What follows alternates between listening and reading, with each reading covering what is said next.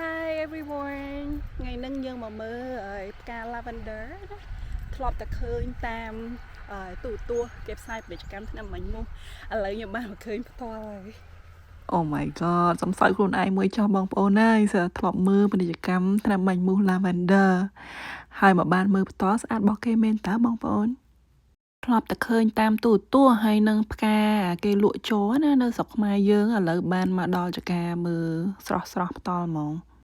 ហើយថ្ងៃនេះពាក់អាវឲ្យត្រូវជាមួយនឹងផ្កា lavender ពណ៌ស្វាយថាផ្កា lavender ហ្នឹងវាពណ៌ស្វាយណាតាមពិតទៅវាមានពណ៌សមួយទៀតណាដូចអ្នកនរគ្នាឃើញនៅក្នុងវីដេអូហើយនឹងអញ្ចឹងណាជាហៀងហ្នឹងគឺពណ៌សបងប្អូនមិនមែនមានតែពណ៌ស្វាយហ្នឹងទេហើយផ្កា lavender នឹងណាគឺអត់មានក្លិនទេខ្ញុំស្មានតែវាមានក្លិនក្រអូបអីចឹងណាដល់ពេលជាក់ស្ដែងគឺអត់មានក្លិនអីទាំងអស់ហើយអ្នកនរគ្នាឃើញមានមនុស្សអង្គុយក្រោមដើមឈើហ្នឹងគឺគេនាំកូននាំក្មេងៗហ្នឹងមកពិកនិចនៅក្រោមដើមឈើហ្នឹងហើយមើលទេសភាពផ្កាព្រៃភ្នំអីចឹងទៅអាកាសធាតុថ្ងៃហ្នឹងគឺវាក្តៅដែរអញ្ចឹងល្អសម្រាប់ពិកនិចជាមួយនឹងគ្រួសារអញ្ចឹងណាមិនរៀងពណ៌ស្វាយឬចង់រៀងពណ៌ស្វាយស្រាលបែកប្រាក់មិនទេបងនេះពណ៌ស្វាយ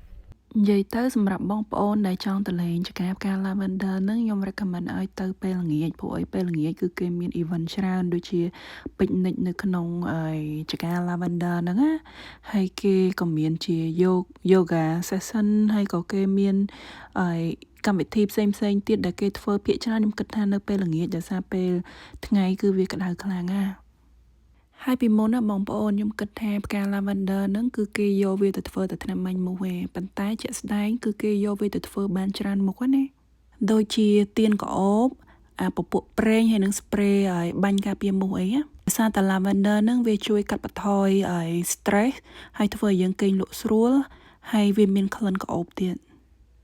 និយាយទៅវាមានអត្ថប្រយោជន៍ច្រើនណាស់ដែលយើងអត់ដឹងអញ្ចឹងណាហើយវីដេអូរបស់យើងគឺមានតែប៉ុណ្្នឹងឯងជួបគ្នាក្នុងវីដេអូក្រោយទៀតបាយបាយ